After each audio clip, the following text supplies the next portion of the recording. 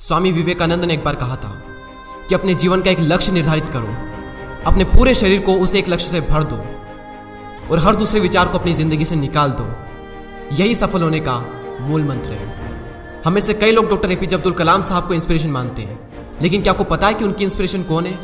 स्वामी विवेकानंद। और सिर्फ यही नहीं, बल्कि निकोला टेस्ला, सुभाष चंद्र बोस, लाल बहादुर शास्त्री और भी कई सारे से लीजेंड्स हैं जिनकी इंस्पिरेशन स्वामी विवेकानंद है। आज हम स्वामी जी के जीवन की 3 कहानियां डिस्कस करेंगे और जीवन की बहुत बड़ी सीख है इन तीनों कहानियों में। पहली कहानी, एक बार स्वामी जी को नदी पार करना था और वो नदी के पास में खड़े थे। तभी एक साधु ने आकर उनसे पूछा, क्या आप ही स्वामी विवेकानंद हो? स्वामी जी ने जवाब दिया कि जी हाँ, मैं ही स्वामी विवेकानंद हूँ। तभी साधु ने पूछा कि स्वामी जी, आप यहाँ पर क्या कर रहे हो? स्वामी जी ने कहा कि मुझे नदी पार करना है और मैं नाव का इंतजार कर रहा हूँ। तभी साधु ने कहा कि तुम इतने बड़े इंसान हो, कई सारे लोग तुम्हें अपनी प्रेरणा का स्रोत मानते हैं और तुम एक नदी पार नहीं कर सकते। देखो, मैं तुम्हें नदी पार करके बताता हूँ। तभी उस साधु ने पानी पर चल करके उस नदी को पार किया और फिर से पानी पर चल करके स्वामी जी के पास लौट कर आए और बोले कि देखो, मेरे पास इतनी शक्ति है, मेरे पास इतना टैलेंट है, मेरे पास इतना ज्ञान है, उसके बावजूद भी मुझे कोई नहीं जानता। और तुम्हारे पास कोई ज्ञान नहीं, कोई शक्तियाँ नहीं, उसके बावजूद भी तुम्हें सब जानते हैं। तभी स्वामी जी मुस्कुराए और साधु से पूछा कि तुम्हें यह विद्या सीखने में कितना टाइम लगा? साधु ने कहा कि 15 साल। इतने में स्वामी जी की नाव आ गई और स्वामी जी ने साधु को नाव में बैठाया और वहाँ से चल दिए। दोनों ने नाव में बैठकर नदी पार की और पार करने के बाद स्वामी जी ने अपनी जेब से 1 रुपया बाहर निकाला और उस नाव वाले को दे दिया। यानी कि दोनों के मिला के 50-50 पैसे यानी 1 रुपया उन्हें दे दिया। तभी स्वामी जी ने साधु से कहा कि जो काम तुम 50 पैसे में कर सकते थे, उसके लिए तुमने अपनी जिंदगी के 15 साल बर्बाद कर दिए। और अगर यही 15 साल तुम समाज की भलाई में लगाते तो आज तुम्हें भी पूरी दुनिया जानती। और मैंने यही किया, इसलिए मुझे पूरी दुनिया जानती है और तुम्हें कोई नहीं जानता। और स्वामी जी ने साधु से कहा कि तुम्हारी तरह कई सारे लोग ऐसी चीज़ों में अपने दिन, हफ्ते, महीने, साल लगा देते हैं जिनका उनकी ज़िंदगी में कोई मतलब नहीं निकलता।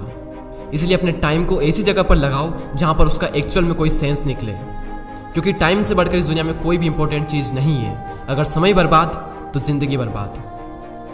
दूसरी कहानी, एक बार स्वामी जी एक ब्रिज पर चल रहे थे। तभी वहाँ पर कुछ बंदर उनके पीछे पड़ जाते हैं। कोई बंदर उन पर लपक रहा, कोई उनका प्रसाद छीनने की कोशिश कर रहा और स्वामी जी उन बंदरों से पीछे छुड़ाने के लिए वहाँ से भागने लगे। स्वामी जी भागे जा रहे थे और वो बंदर भी उनके पीछे पीछे भागने लगे। तभी एक आदमी ने स्वामी जी से कहा कि तुम डरो मत, इनका सामना करो। तुम जितना ज़्यादा इनसे डरोगे ये तुम्हें उतना ही ज़्यादा डराएंगे। तभी स्वामी जी पीछे मुड़ते हैं और आंखें निकाल कर उन बंदरों पर जोर से चीखते हैं और तभी सारे बंदर वहाँ से दुम दबाकर भाग जाते हैं। और उन्हीं बंदरों की तरह होते हैं हमारे नेगेटिव थॉट्स, जिनसे हम डरते हैं। और जितना ज़्यादा हम इनसे डरेंगे ये हमें उतना ही ज़्यादा डराएंगे। इसलिए नेगेटिव थॉट्स और डर से डरो मत, बल्कि उनका सामना करो। इनसे तुम जितना ज़्यादा डरोगे ये तुम्हें उतना ही ज़्यादा डराएंगे। और अगर तुम इनका सामना करते हो तो नेगेटिव थॉट्स और डर भी एक दिन तुमसे डर जाएगा। तीसरी कहानी को सुनाने से पहले मैं आपको कुक्कू एफएम के बारे में बताना चाहूँगा। अब कई सारे लोग वीडियो के इस पार्ट को स्किप कर देंगे और एक लाइफ चेंजिंग अपॉर्चुनिटी को भी स्किप कर देंगे। अगर आप स्वामी जी के बारे में और ज़्यादा जानना चाहते हैं या फिर उनकी बायोग्राफी को सुनना चाहते हैं तो कुक्कू एफएम पर उनकी बायोग्राफी डली हुई है, आप जाकर सुन सकते हैं। कुक्कू एफएम एक बहुत ही कमाल का प्लेटफॉर्म है जहाँ पर आपको कई सारी लाइफ चेंजिंग बुक समरीज और बायोग्राफीज मिलेगी, वो भी ऑडियो फॉर्म में। वैसे तो इसकी कॉस्ट 399 रुपीज़ पर ईयर है, लेकिन अगर आप DD20 कूपन कोड यूज़ करते हो तो आपको मिलेगा 20% का डिस्काउंट और फिर टोटल कॉस्ट होती है 319 रुपये और ये less than 1 rupees per day से भी कम है।